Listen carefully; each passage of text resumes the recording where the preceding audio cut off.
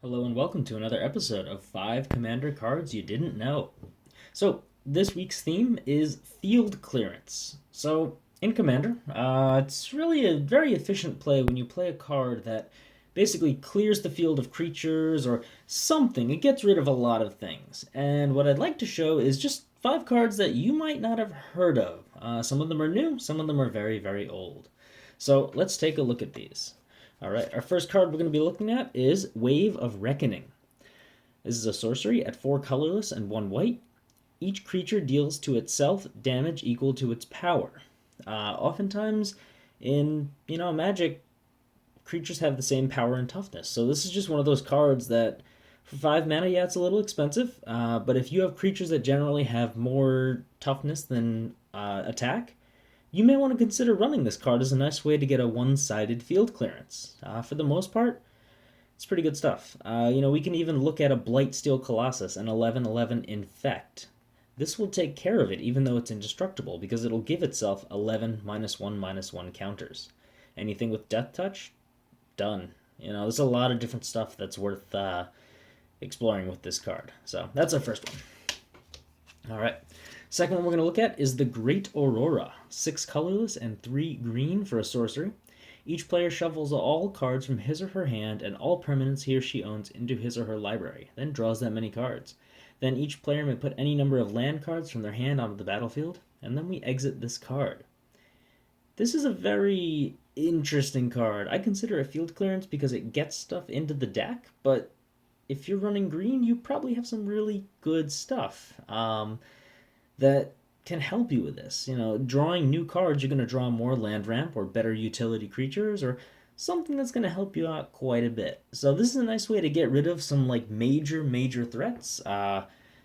It's all permanent, so you're clearing the field of everything that's in play, and everybody gets something like I guess you could call it a field reset or a redo, kind of, but not 100%. So the Great Aurora is a great way to surprise your opponents and then also put yourself into some really nice positions. You also may have permanents that are tokens. Now, tokens gets interesting because if you're running green, you're probably going to run something that gets you a lot of tokens. So you drop a Hornet Queen, puts out 4/1/1 tokens. That one card gets you 5 more cards in your hand. So this is a pretty good card. It's great for resetting, and it usually will give you some sort of advantage.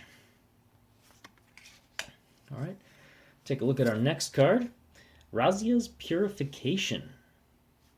At 4 colorless, 1 red, and 1 white, this sorcery makes each player choose 3 permanents and then sacrifice the rest.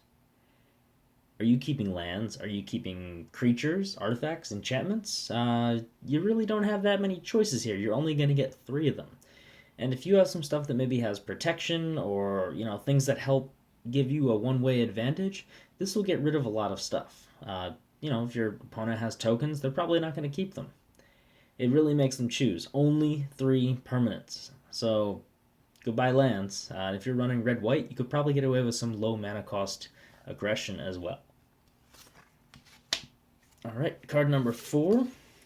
We have World Purge. There we go. It's 4 colorless and then 4 hybrid mana of blue or white. Return all permanents to their owner's hand.